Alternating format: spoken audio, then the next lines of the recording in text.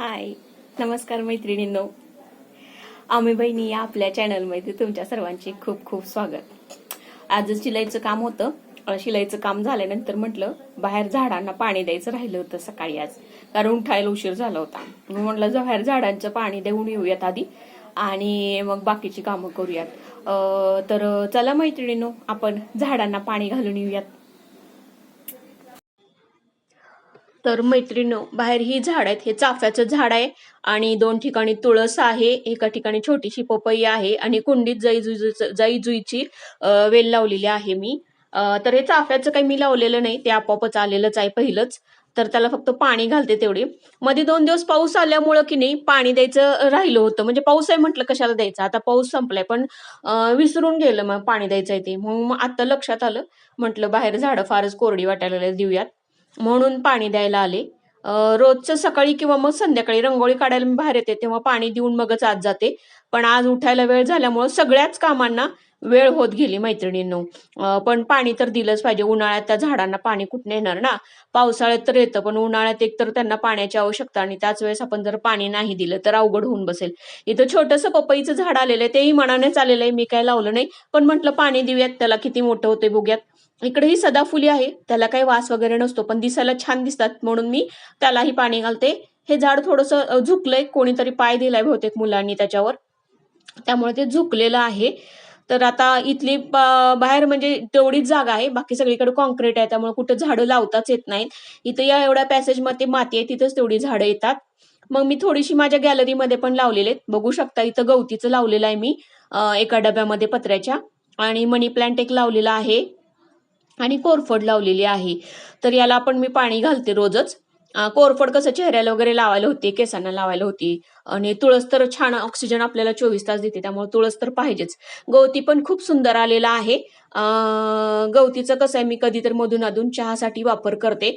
हे पानं 2-3 घातली तरी चालतात. कसं याच्यात उष्णता फार असते, त्यामुळे उन्हाळ्यात शक्यतो प्यायचं नाही, पण आता खूप दिवस झाले इच्छा झाली आज, म्हणून मग चहात घालते गवती.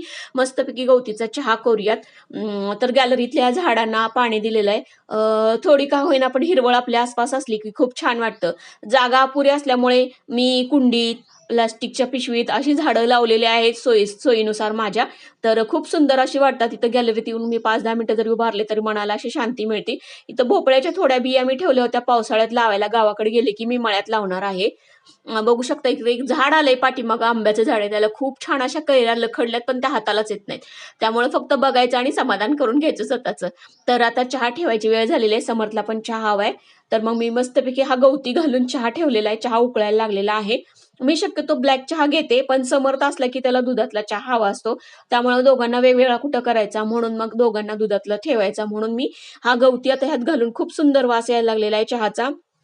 आणि गवतीमुळे खूप छान टेस्ट पण येते आणि स्वाद पण खूप सुंदर येतो. पावसाळ्यात थंडीत तर गवती खूप उत्तम, पण उन्हाळ्यात थोडी हीट असल्यामुळे गवती वापरायचा नसतो. पण आज खूप दिवस झाले इच्छा झाली, म्हटलं आज आपण करूयात, म्हणून मी गवती घालून चहा करायला लागलेले आहे. चहा छानसा असा उकळलेला आहे. आता यात दूध घालून मस्तपैकी गरगरीत चहा करणार आणि मी चहा घेणार आहे हा सुंदर. कारण काय असतं माहिती का, दिवसभर इतकं काम आणि कंटाळा आलेला असतो ना, मग 5-5:30ला एक छानपैकी एक अर्धा कप जरी चहा घेतला तर खूप फ्रेश वाटतं. त्यामुळं मला चहा आवडतो. सकाळी एक अर्धा कप आणि संध्याकाळी एक अर्धा कप मी चहा नक्की घेते. सकाळी चहा मी ब्लॅकच घेते. संध्याकाळी माझं समर्थ असला तर ऑप्शन असतं, कधी ब्लॅक असतो, कधी दुधातला चहा करते. तर चहा खूप सुंदर दिसायला लागलेला आहे. तर आता मी आणि समर्थ हा चहा घेणार आहे.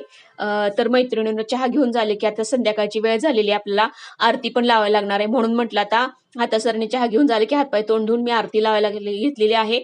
इथं गॅलरीत मी तुळस लावलेली आहे, तर तुळशीला सुद्धा ही आरती ओवाळते, शुभं करोती म्हणते मी. कारण कसं असतं माहितीये का, पॉझिटिव्ह एनर्जी एक प्रकारची येते. आणि त्याचबरोबर आपण थोडेफार का होईना ग्रंथाचं वाचन, कुठलंही असू दे, तुम्हाला जो आवडेल तो ग्रंथ तुम्ही वाचायला पाहिजे. तर मी माझ्या वेळेनुसार थोडंफार कधीतरी सद्गुरु चरित्र, दासबोध वगैरे वाचत असते, तर त्या ग्रंथालाही मी आरती करते.